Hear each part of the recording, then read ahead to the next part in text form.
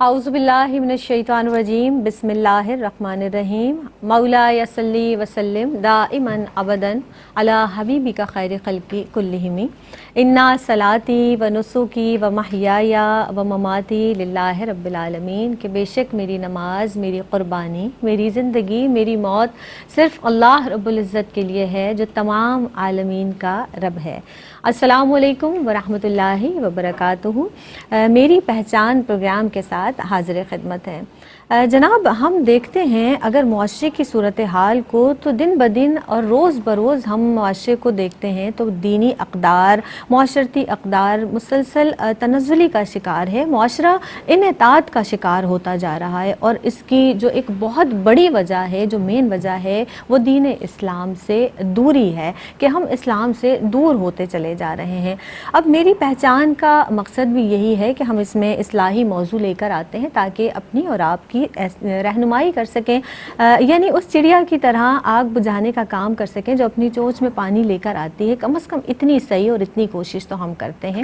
اللہ رب العزت قبول و منظور فرمائے۔ ایک بہت بڑی برائی جو معاشرے میں فی زمانہ بہت زیادہ پنپتی دکھائی دے رہی ہے، بہت زیادہ نظر آ رہی ہے، اور وہ ہے دوسروں کی ٹو میں لگنا، دوسروں کے عیب تلاش کرنا، فلاں کے گھر میں کیا ہو رہا ہے، وہ شخص کیا کر رہا ہے، فلاں شخص کس طرح کا سلوک اپنی بیوی کے ساتھ کر رہا ہے، بھائیوں میں کہیں ناچاکی تو نہیں ہو گئی، کون کس سے لڑ رہا ہے، گھروں کے دیگر معاملات میں خواہ مخواہ کا انٹرفیئر کرنا، غیر ضروری دلچسپی لینا، باتوں کو کریدنا، تجسس کرنا۔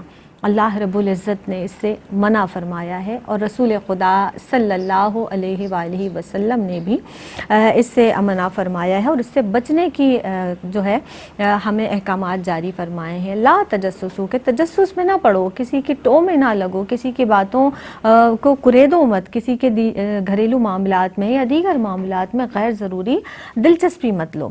برے گمانوں سے بچنے کو کہا کہ بعض اوقات تو برے جو گمان ہیں وہ گناہ ہیں، شدید گناہ کی طرف لے جاتے ہیں، تو یہ بھی ہمیں احتراز کرنے کی اللہ رب العزت توفیق عطا فرمائے۔ علماء فرماتے ہیں جو ایسے لوگ ہیں جناب جو بہت زیادہ ٹو میں لگے رہتے ہیں، ان کی مثال علماء نے دی کہ وہ ایسی مکھی کی طرح ہیں جو تلاش کرتی ہے اور گندگی پہ جا کے بیٹھتی ہے۔ تو ایسے لوگ بھی عیب تلاش کرتے ہیں، تجسس کرتے ہیں دوسروں کے لیے، اور پھر ان کی برائیاں تلاش کرنے کی کوشش کرتے ہیں۔ اللہ رب العزت ہمیں محفوظ فرمائے۔ اب آج ہم اس بات کو جانیں گے کیونکہ آج کا جو ہمارا موضوع ہے وہ ہے تجسس کی مذمت۔ تجسس کی مذمت کی گئی ہے دین اسلام نے بھی، رسول خدا صلی اللہ علیہ وسلم کی جانب سے بھی، ہمارے اسلاف کا بھی اسی حوالے سے یہی طریقہ رہا کہ اس کو برا جانا گیا ہے۔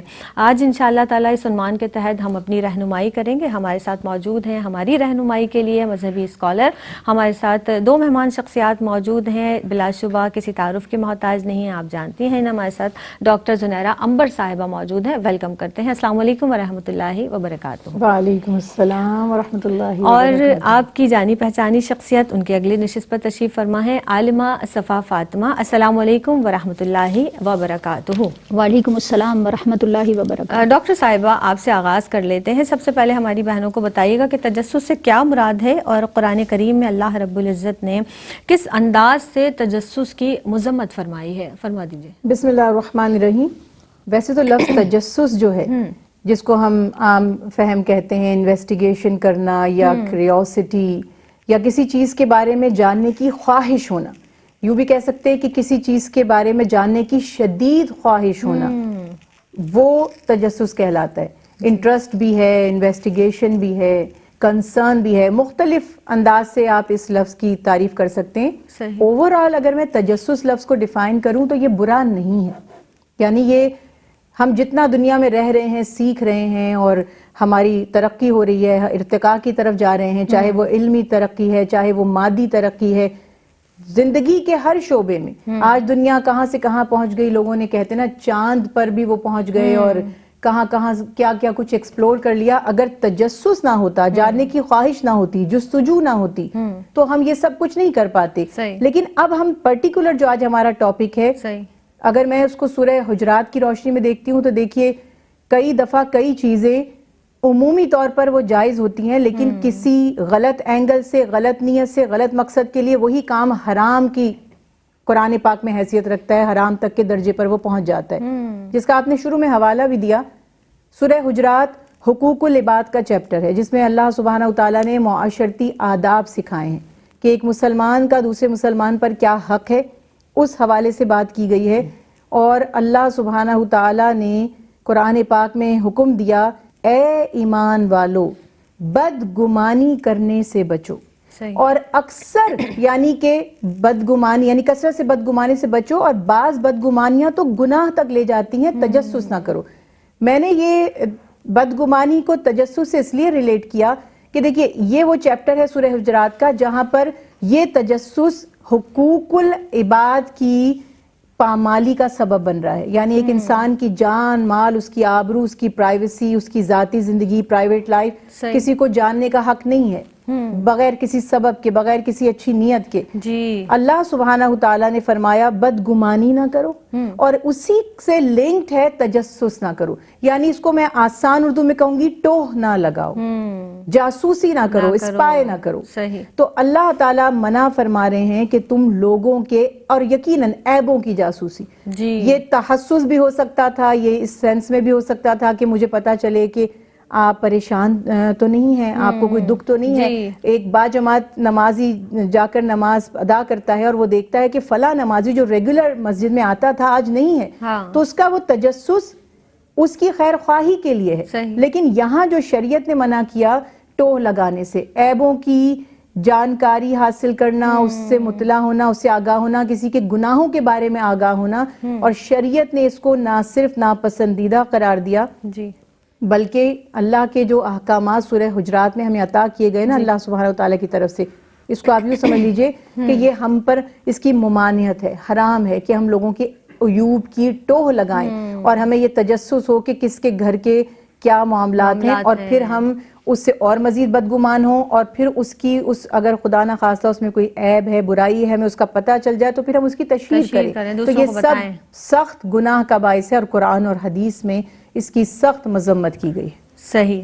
اب رسول خدا احمد مجتبیٰ محمد مصطفیٰ صلی اللہ علیہ وسلم نے بھی بلا ضرورت لوگوں کی جو ٹوہ ہے، جستجو میں لگا رہنا ہے، اس کو منع فرمایا ہے۔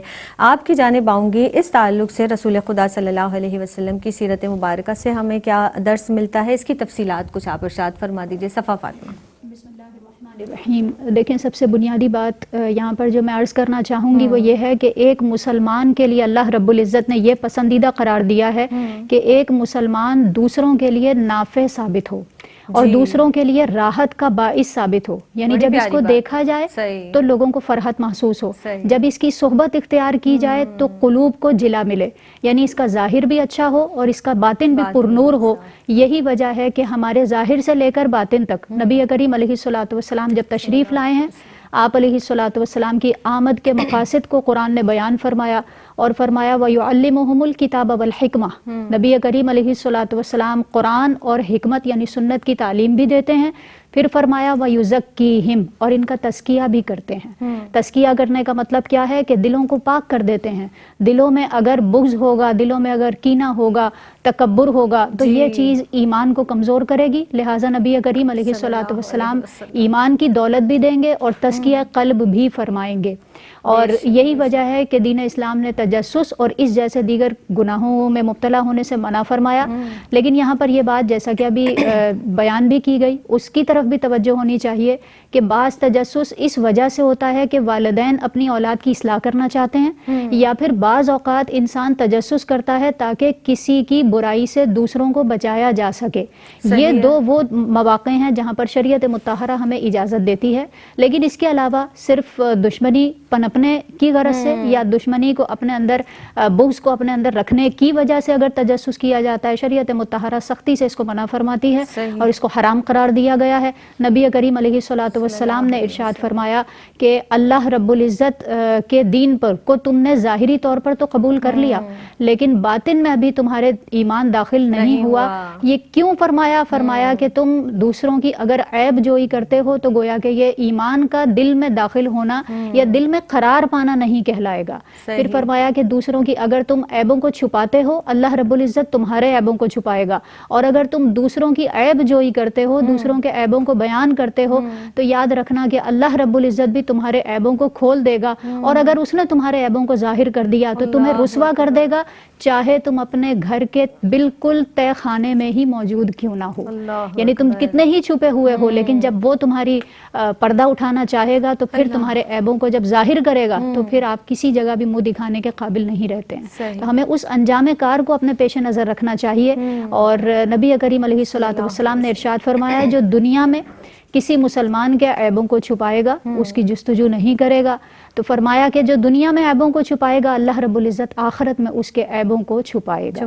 اور ایسا معاملہ بلکہ روایات میں ملتا ہے کہ گناہ اللہ رب العزت کو تو ظاہر ہے معلوم ہے, اور بندے کو بتائے جائیں گے, اور پھر جب بندے کو بتائے جائیں گے تو وہ یہ چاہے گا کہ لوگ اس کے اوپر مطلع نہ ہوں. اللہ رب العزت پھر اپنی شان کریمی سے جس کو معاف کرنا چاہے گا فرمائے گا کہ اے بندے تیرے گناہوں کو معاف کر دیا گیا, اور جو لوگ یہاں موجود تھے ان تک یہ مکالمہ نہیں پہنچا, یعنی یہ بات صرف اللہ اور اس کے بندے کے درمیان میں رہی کہ ان گناہوں کا ذکر بھی ہوا اور اس کی معافی بھی ہو گئی. تو معلوم ہوا کہ تجسس کرنا بلا وجہ جبکہ وہ دوسروں کی دل آزاری کا سبب بنے یا کسی کے عیبوں کو اچھالنے کا سبب بنے, تو اس کا شریعت مطہرہ ہمیں بالکل بھی اس کی اجازت عنایت نہیں فرماتی. یعنی دو رویے ہیں, ایک کوئی بھی کام کرنے کے لیے دو پہلو ہوتے ہیں, ایک مثبت ہے اور ایک منفی ہے. تو ظاہر ہے ہم نے مثبت رویہ پازیٹیوٹی اپنے اندر پیدا کرنی ہے, اور اگر کسی بھی کام کو ہم پازیٹیو طریقے سے کریں تو ظاہر ہے وہ اچھائی کے زمرے میں آتا ہے, اور اگر کہیں ہمارے ذہن میں برائی ہے, اس کی نیگیٹیوٹی ہمارے ذہن میں اور وہ کام ہم کر ہی بری نیت سے رہے ہیں, تو obviously وہ یقینی طور پر معاشرے میں بھی اور ہمارے خود کے لیے بھی دیگر لوگوں کے لیے بھی وہ برا ہی جانا جائے گا. ایک وقفے پر جناب ہمیں جانا ہے, حاضر ہوتے ہیں اس مختصر سے وقفے کے بعد. السلام علیکم ورحمۃ اللہ وبرکاتہ. آپ دیکھ رہے ہیں پروگرام میری پہچان میں ایک مرتبہ پھر آپ کا خیر مقدم ہے. عنوان جناب آج کا ہمارا ہے تجسس کی مذمت. ہمارے ساتھ مہمان شخصیات موجود ہیں, ڈاکٹر زنیرہ عنبر صاحبہ تشریف رکھتی ہیں اور عالمہ صفا فاطمہ تشریف فرما ہیں. ڈاکٹر صاحبہ, تجسس کی جو مختلف صورتیں ہیں ان صورتوں کے تعلق سے آپ کیا فرمائیں گی؟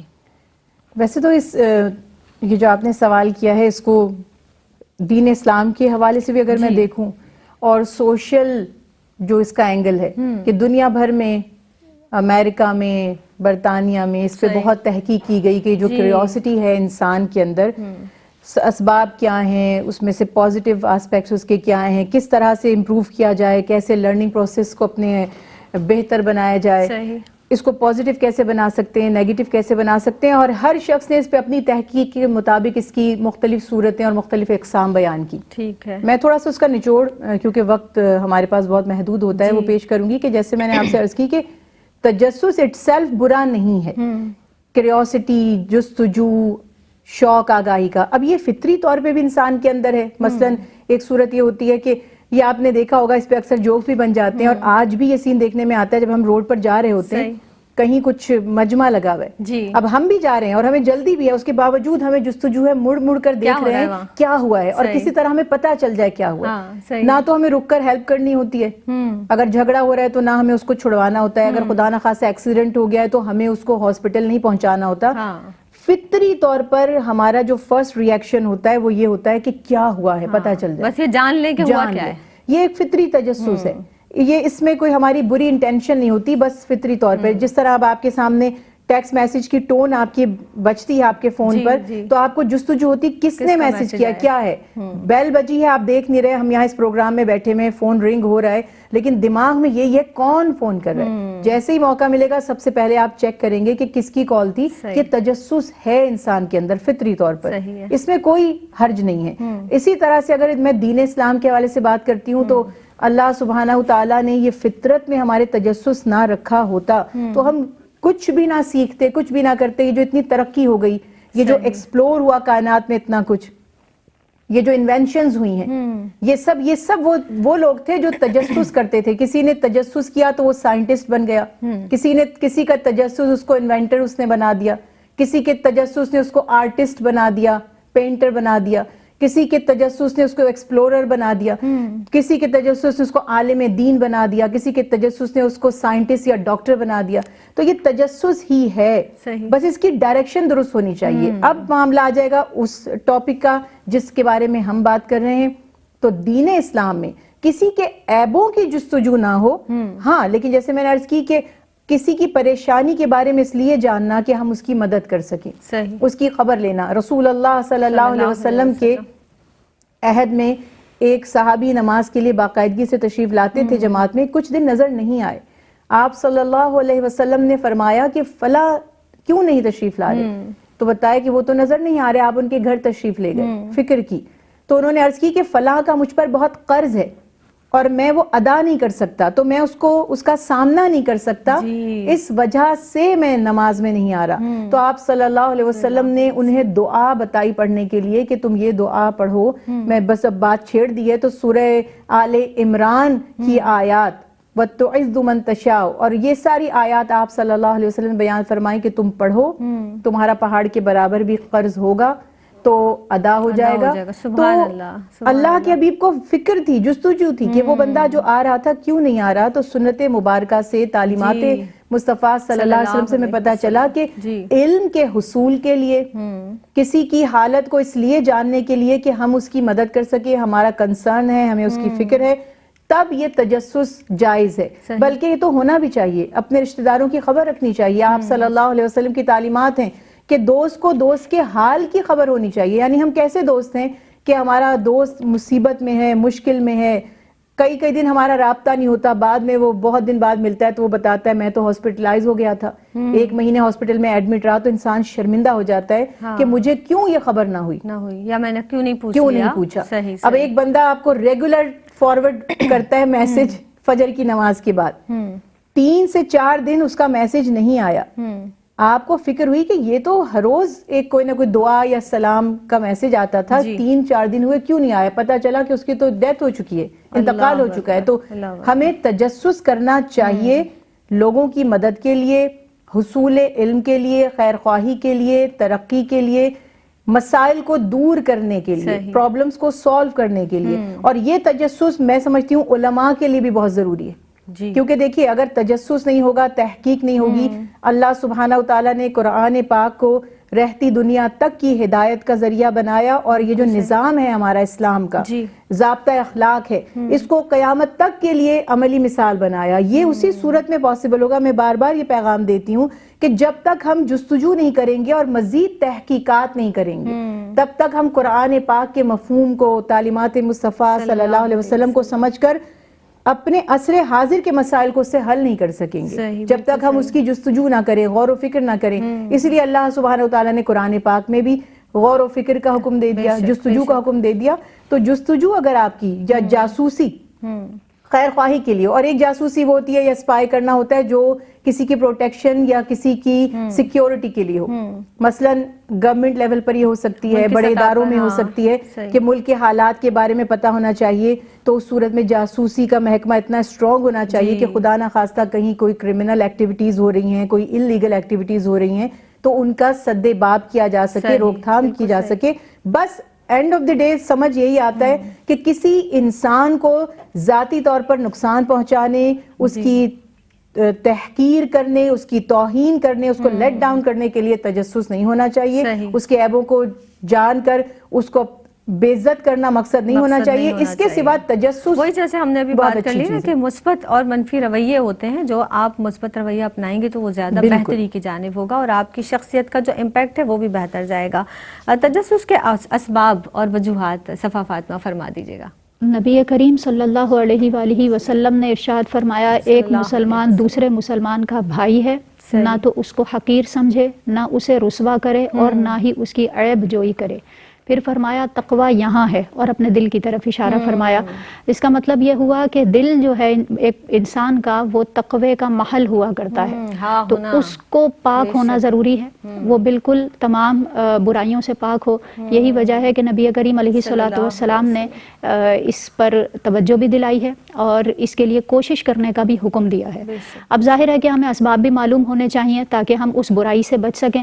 تو بہت سے گناہ ایسے ہوتے ہیں جو ہمیں جستجو کی طرف لے جاتے ہیں اور دوسروں کی عیب جوئی کی طرف لے جاتے ہیں۔ مثال کے طور پر بغض، کینہ، اگر ہمارے دل میں کسی کے لیے بغض ہوگا، کسی کے لیے حسد ہوگی، تو ظاہر ہے کہ پھر ہمیں اس کے اچھے پہلو بھی برے نظر آئیں گے، اس کی اچھائیاں بھی برائیاں لگنے لگیں گی، اور پھر نتیجہ یہ نکلے گا کہ ہم اس کی باتوں کو کریدنا شروع کریں گے، اور جو جو ہم تک پہنچیں گی اس کو اول تو ہمیں ساری لگیں گی وہ نیگیٹو، اور اگر بالفرض کچھ پازیٹیو ہوگا بھی تو اس کو بھی ہم اپنے رنگ سے جس طرح آگے بیان کریں گے وہ نیگیٹو خود بخود بن جائے گا۔ اس کا مطلب یہ ہوا کہ بغض، کینہ، حسد، یہ چیزیں جو ہیں وہ ہمیں جستجو کی طرف لے جاتی ہیں کہ ہم کسی کے عیبوں کو تلاش کریں۔ اسی طرح نفاق، امام غزالی رحمۃ اللہ تعالی علیہ بیان فرماتے ہیں کہ ایک مسلمان کی خوبی یہ ہے کہ وہ اپنے دوست میں صرف محبت کی وجہ سے اچھائیاں تلاش کرتا ہے، اور ایک منافق کی پہچان یہ ہے کہ وہ اپنے دوست میں برائیاں تلاش کرتا ہے تاکہ اس کو رسوا کرے۔ اس کا مطلب یہ ہوا کہ مسلمان کی علامت اس بات کو قرار دیا ہے کہ وہ اپنے دوست میں، اپنے مسلمان بھائی میں اچھائیاں تلاش کرے گا، اور اگر کوئی برائی کا پہلو سامنے آ بھی جائے گا تو اس کو نیگلیکٹ کرے گا۔ ایسا نہیں ہے کہ اس کو دوسروں کے سامنے بیان کرے بلکہ اس کو پازیٹیوٹی کی طرف لے کر جائے گا۔ یہ ایک مسلمان کا کریکٹر ہونا چاہیے۔ پھر اسی طرح اپنی شہرت کے لیے بعض اوقات انسان جو ہے وہ دوسروں کا تجسس کرتا ہے۔ مجھے کوئی ایسی خبر مل جائے کسی طرح کہ میں وائرل کر دوں اور اپنا اسٹیٹس لگا دوں، اور اس کی وجہ سے جو ہے وہ میں لوگوں میں مشہور ہو جاؤں، کچھ نیا، کچھ ایسا مل جائے، کچھ نیا مل جائے، اس کی وجہ سے تجسس کرتے ہیں۔ اب اس وقت پھر ہم یہ بھول جاتے ہیں کہ ہم اس میں کسی کی دل آزاری تو نہیں کر رہے، کسی کے عیبوں کو تو نہیں اچھال رہے، بس ہمیں اپنے اسٹیٹس کی فکر ہوتی ہے، باقی پھر ہم دوسری چیزوں کی چونکہ فکر نہیں کر رہے ہوتے ہیں، لہٰذا یہ شہرت حاصل کرنے کی تمنا اور جستجو بعض اوقات غلط چیزوں کی طرف لے جاتی ہے، اور اسی وجہ سے ہم تجسس میں مبتلا ہو جاتے ہیں۔ پھر اسی طرح علم دین کی کمی، علم نہیں ہوتا ہے، لوگوں کو پتہ ہی نہیں ہوتا کہ تجسس کی تعریف کیا ہے، یا تجسس کس مقام پر جائز ہے، کس مقام پر ناجائز ہے۔ ایک یہ بھی مسئلہ ہے کہ جس کی وجہ سے لوگ تجسس میں مبتلا ہوتے ہیں۔ پھر اس کے ساتھ یہ ہے کہ علم رکھنے کے ساتھ ساتھ اپنی اصلاح کی فکر، کیونکہ صرف علم بھی کافی نہیں ہے، اس کے ساتھ اپنی تربیت، اپنی اصلاح یہ بھی ضروری ہے، اور اچھا لٹریچر، اچھے لوگوں کی صحبت، ان چیزوں سے دوری کی وجہ سے ہم ایسے گناہوں میں مبتلا ہوتے ہیں۔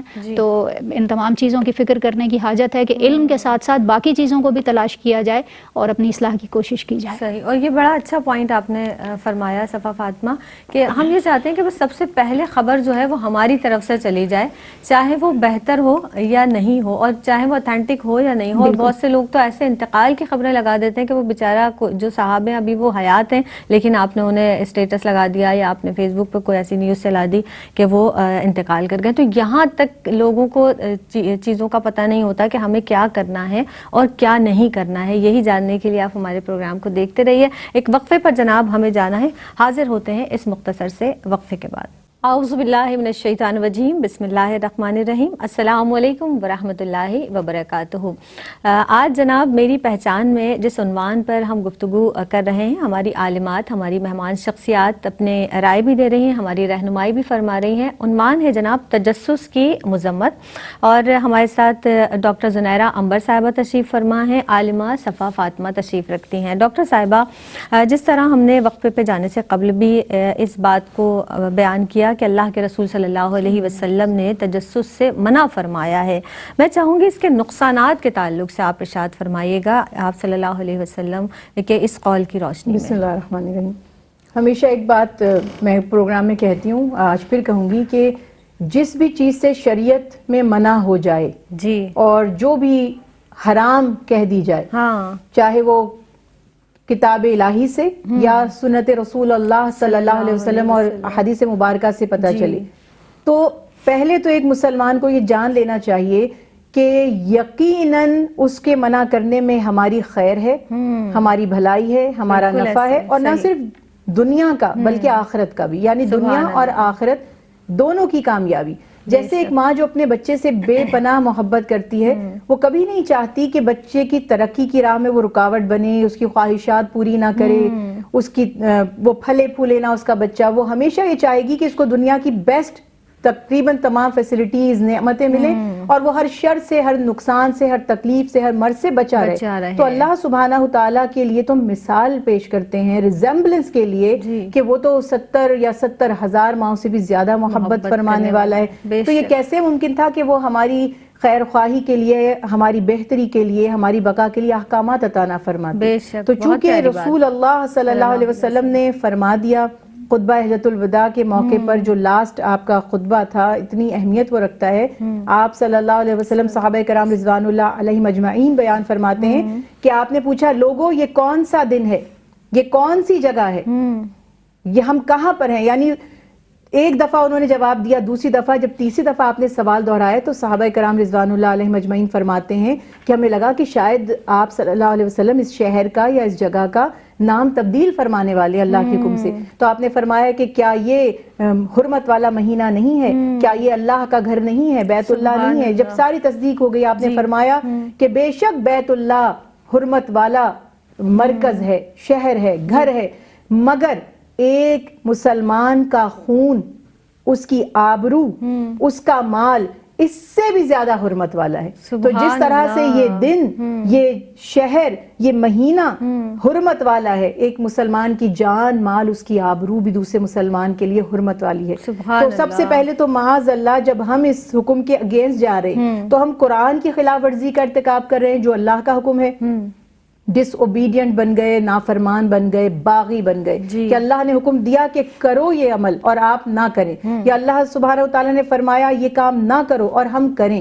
سب سے پہلے تو یہ ایک نافرمانی، پھر اللہ کے حبیب کی نافرمانی جو اللہ کے نبی نے تعلیمات میں فرما دیا جستجو نہ کرو، اور اس کو منافقانہ عمل قرار دیا۔ تو پتہ چلا کہ یہ سپائی کرنا، جاسوسی کرنا، تجسس کرنا، دوسروں کی ٹوہ لگانا منافقانہ عمل ہے اور ہمیں اس سے بچنا چاہیے۔ پھر مسلمانوں کا جو نظریہ ہے اسلام کا، مسلم بردرہوڈ، یہ مین ایسٹ ہے ہماری عبادات کا۔ میں بار بار یہی بات کہتی ہوں، 5 وقت کی نماز با جماعت کا 27 گنا زیادہ اجر بھی اسی لیے تھا کہ مسلم بردرہوڈ یعنی بھائی چارہ ڈیولپ ہو، رشتے مضبوط ہوں، محبتیں بڑھیں آپس میں، ہم جڑ جائیں، ہم ایک مٹھی کی طرح ہو جائیں، یہ الگ الگ انگلیاں نہ بنیں۔ تو اس صورت میں وہ تمام افعال اور اعمال جو ہمارے ایک دوسرے سے دل میں دوری کا یا نفرت کا سبب بنتے ہوں۔ آپ سوچئے کتنی بڑی بات ہے کہ محمد مصطفیٰ صلی اللہ علیہ وسلم نے کسی کے گھر جا کر اس میں جھانکنے سے منع کیا۔ مختصر سا اشارتاً وہ واقعہ بتا رہی ہوں کہ کوئی آپ کے گھر تشریف لائے اور وہ جھانک رہے تھے، آپ نے دیکھا ان کی آنکھ نظر آ رہی ہے، پھر وہ ہٹ گئے، آپ نے فرمایا کہ یہ کس کی آنکھ نظر آ رہی تھی؟ تو ان میں سے عرض کی یا رسول اللہ ہم تھے۔ آپ نے فرمایا اگر میں یہ تمہاری کوئی چیز مار دیتا آنکھ میں اور وہ پھوٹ جاتی تو وہ عرض کرتے یا رسول اللہ تو میرے ہاتھ میں آ جاتی۔ آپ نے فرمایا پھر بھی مجھ پر کوئی اس کا گناہ نہ ہوتا کہ اگر آپ کسی کے گھر میں جھانکے آنکھ لگا کے اور وہ آپ کی آنکھ بھی پھوڑ دے گا تو وہ اللہ کے ہاں جواب دہ نہیں ہوگا کہ کیوں آپ نے جستجو کی، اس کے گھر میں آپ نے جھانکا کیوں؟ تو یہ سب سے بڑی بات کہ نفرتوں کا آپس میں دوری کا سبب بن سکتی ہے۔ یہ تو دنیاوی مسائل ہے نا، اگر آپ کو پتہ چلتا ہے کہ ان سے میں نے آپ کی کوئی برائی کر دی ہے تو آپ کی میرے دل میں جو ہے کیا اہمیت ہے کہ میں نے آپ کا کوئی عیب تھا ان سے بیان کیا، تو آبویسلی آپ کے دل میں بھی میرے لیے کوئی رسپیکٹ، کوئی محبت نہیں رہے گی، بلکہ الٹا رسپیکٹ اور محبت نہیں، نفرت، اس سے آگے انسان کے قدورت پیدا ہو جاتی ہے۔ پھر اس کے علاوہ یعنی یہ جب باہمی اتحاد پارا پارا ہو جاتا ہے، جب محبتیں ختم ہو جاتی ہیں تو پھر تو اللہ کے حبیب نے فرمایا نا تمہاری ہوا اکھڑ جاتی ہے۔ یہ جو جماعت ہے ہماری، ہمارا ایکا ہے، یہی تو خیر ہے۔ اگر جماعت ہی نہیں رہیں گے، ہم الگ الگ ہو جائیں گے تو پھر ہم میں برکت بھی نہیں رہے گی، خیر خواہی بھی نہیں رہے گی۔ اور دوسری بات یہ کہ جب ہم دوسروں کی عیبوں کو تلاش کرتے ہیں اس سے 2 نقصان کیا ہوتے ہیں۔ ایک تو ہم اپنے اوپر فوکس نہیں کرتے۔ قرآن پاک میں اللہ سبحانہ وتعالی نے فرمایا یا ایھا الذین آمنوا علیکم انفسکم، اے ایمان والو تم پر تمہارے نفس کی ذمہ داری ہے۔ تو بجائے اس کی کہ میں آپ کے عیبوں کی جستجو کروں، اصولاً مجھے اپنے عیبوں کی جستجو کرنی تھی، کیونکہ آپ کے عیبوں کی جستجو سے مجھے گناہ بھی ہوگا، میری رسوائی بھی ہوگی، اور میرے چھپے ہوئے عیوب بھی اللہ سبحانہ وتعالی معاذ اللہ لوگوں کے سامنے آشکار فرما دیں گے۔ لیکن اگر میں اپنے عیبوں کی جستجو کروں گی تو میں اس کو بہتر بنا لوں گی، اصلاح کریں گے، اپنی اصلاح کر لوں گی۔ حضرت بہادر شاہ ظفر کا ایک شعر ہے، اس کا ایک مصرع یہ ہے نا کہ پڑی اپنے عیبوں پر جب نظر تو جہاں میں کوئی برا نہ رہا، کہ آپ جب اپنی برائیوں کو دیکھتے ہیں تو آپ کو لگتا ہے سب مجھ سے اچھے ہیں۔ یہ ایک اسٹریٹجی ہونی چاہیے۔ ہمارا کام صرف اپنے عیبوں کی ٹوہ لگانا اور ان کو بہتر بنانا ہے۔ دوسروں کے عیوب کو اگر ہم ڈھونڈیں گے، کیونکہ ایک اس میں بس مجھے 1 سیکنڈ صرف آپ کا چاہیے کہ ہوتا کیا ہے کہ ایک شخص میں نے کوئی برائی دیکھی, اس نے توبہ کر لی, اللہ سبحانہ و تعالیٰ نے اس کو معاف بھی کر دیا, لیکن جب میں نے اس کی تشہیر کر دی, اب آپ دوسرا اس کو اسی نظر سے دیکھ رہا ہے. اور آج کل تو یہ جو سوشل میڈیا پہ تو وہ لانگ لائف تک وہ چلتا رہتا ہے نا, جو ایک اپلوڈ کر دیا آپ نے ویڈیو یا کامنٹس, وہ کبھی بھی وہاں سے ریموو نہیں ہوں گے جبکہ وہ بندہ بخشا جائے. اہم بات ہے اور اس کو بہت زیادہ سوچنے کی ضرورت ہے, اور اس کو روکنے کی بہت زیادہ ضرورت ہے, سوچنے سے زیادہ. صفا فاطمہ آپ کی جانب بڑھوں گی. ہمیں یہ پتہ چل گیا کہ اب ہم اس بیماری میں مبتلا ہو گئے, اس روحانی بیماری میں مبتلا ہو گئے, تجسس کی کیا علاج ہے, کیسے قابو پائیں, اس پر فرمائیے گا.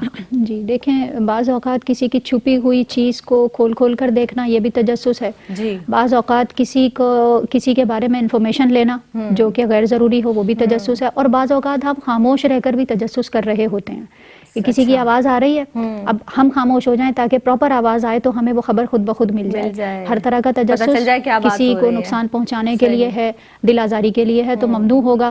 نبی کریم علیہ الصلوۃ والسلام نے ارشاد فرمایا کہ تم میں سے, یعنی صحابہ کرام کی جماعت سے فرمایا اور ان کی تعلیم اور تربیت کے لیے فرمایا کہ تم میں سے کوئی بھی شخص کسی دوسرے کے بارے میں مجھے آ کر کوئی خبر نہ دے, یعنی اپنی پرسنل باتوں کے بارے میں خبر نہ دے, کیونکہ میں تم سب سے صاف دل کے ساتھ ملنا چاہتا ہوں. تو یہ نبی کریم علیہ الصلوۃ والسلام کی روایت بڑی خوبصورت ہے, اگر ہم اس کو اپنے سامنے رکھیں تو ہمارے لیے یقیناً مشعل راہ ہے. اور جہاں تک اس بات کا تعلق ہے کہ ہم اپنی اصلاح کیسے کر سکتے ہیں, مزید یہ بھی ذہن میں رکھیں کہ اپنے بھائی کو محبت کی نگاہ سے دیکھنا, محبت مروت, یہ دونوں چیزیں ہمیں گناہوں سے بچا سکتی ہیں.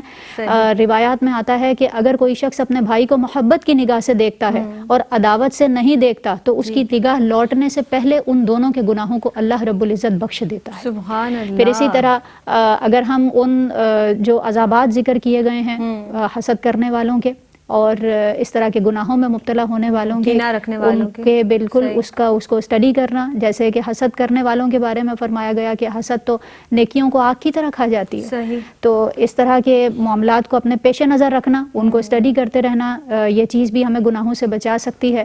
اسی طرح ہمیں یہ دیکھنا چاہیے کہ اگر اللہ رب العزت چاہتا تو ہمارے گناہ ہمارے چہروں سے ظاہر ہو جاتے, اس کے لیے کوئی مشکل نہیں تھا, لیکن اللہ رب العزت نے ہمارے دن رات گناہ کرنے کے باوجود ہمارے عیبوں پر پردہ ڈالا ہوا ہے. تو ہمیں اس بات کو بھی پیش نظر رکھنا چاہیے.